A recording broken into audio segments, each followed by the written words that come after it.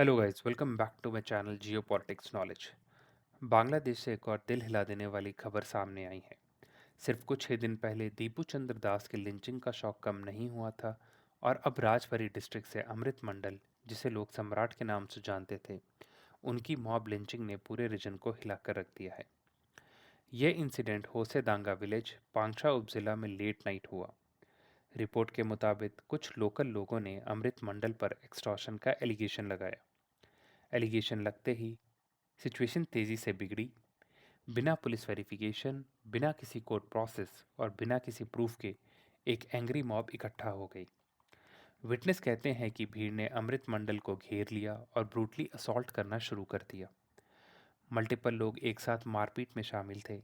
ये वायलेंस इतनी सीवियर थी कि जब तक पुलिस मौके पर पहुंची, अमृत मंडल क्रिटिकल कंडीशन में जा चुके थे। पुलिस ने उसे भीड़ से निकालकर पंक्षा उपजिला हेल्थ कॉम्प्लेक्स पहुंचाया, लेकिन डॉक्टर ने थोड़ी देर बाद ही उन्हें डेड डिक्लेयर कर दिया।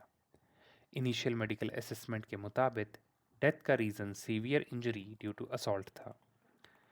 इंसिडेंट के बाद बांग्लादेश पुलिस ने कहा कि अमृत मंडल पर पहले ही क्रिमिनल केसेस रजिस्टर्ड थे, जिसमें एक मर्डर केस भी शामिल बताया जा रहा है। अथॉरिटीज़ ने यह भी क्लेम किया है कि इस केस में एक एसोसिएट को अरेस्ट किया गया है और उसके पास से फायर आर्म रिकवर हुए हैं। लेकिन यहाँ सबसे बड़ा सवाल ये उठता है, क्या कोई भी एलिगेशन, चाहे वो कितनी भी सीरियस क्यों ना हो, किसी इंसान को मॉब के हवाले कर देने का लाइसेंस बन सकता है? ह्यूमन राइट एक्सपर्ट्स का कहना है कि अगर कोई भी व्यक्ति लॉ के हिसाब से गिल्टी भी हो, तो क्या सज़ा देने का हक सिर्फ कोर्ट के पास होना चाहिए, भीड़ के पास नहीं। मॉब लिंचिंग सिर्फ एक मर्डर नहीं होता, ये रूल ऑफ लॉ का पब्लिक एग्जीक्यूशन होता है। इस केस को और ज़्यादा सेंसिटिव बनाता है ये फैक्ट कि अमृत मंडल हिंदू कम्युनिटी से बिलोंग करता था और ये लिंचिंग उस वक्त हुई है जब बांग्लादेश में माइनॉरिटी सेफ्टी को लेकर ऑलरेडी सीरियस कंसर्न उठ रहे हैं। कुछ दिन पहले ही सिंह में दीपू चंद्र दास का लिंचिंग हुआ था, जिसके बाद नेशन वाइड और इंटरनेशनल आउटरीच देखने को मिला था। गवर्नमेंट का ऑफिशियल स्टैंड ये है कि अमृत मंडल का केस कम्युनल वायलेंस नहीं, बल्कि एलिश क्रिमिनल एक्टिविटी से जुड़ा मॉब अटैक है। लेकिन क्रिटिक्स और सिविल सोसाइटी ग्रुप कह रहे हैं कि सेम कम्युनिटी के लोग रिपीटेडली मॉब वायलेंस का शिकार हो रहे हैं, तो पैटर्न को इग्नोर करना मुश्किल हो जाता है।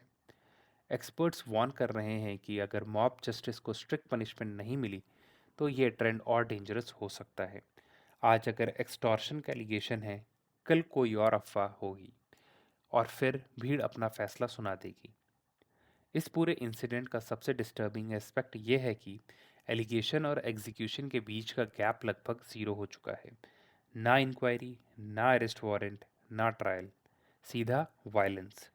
आज बांग्लादेश के लिए असली टेस्ट ये है, क्या अथॉरिटी सिर्फ स्टेटमेंट तक सीमित रहेंगी या फिर मॉब लिंचिंग के खिलाफ ज़ीरो टॉलरेंस एक्शन दिखाया जाएगा। क्योंकि जब कानून कमज़ोर पड़ता है, तब भीड़ कानून बन जाती है और फिर हर कोई अनसेफ हो जाता है। तो ये थी overall news related to the Amrit model case. आप कमेंट सेक्शन में बताइए कि आप इसके बारे में क्या सोचते हैं, और अगर आपको वीडियो पसंद आई हो तो प्लीज़ लाइक करिए और सब्सक्राइब करिए मेरे चैनल को, ताकि इस केस से रिलेटेड सारी इन्फॉर्मेशन आपको मिलती रहें। तो see you in the next video.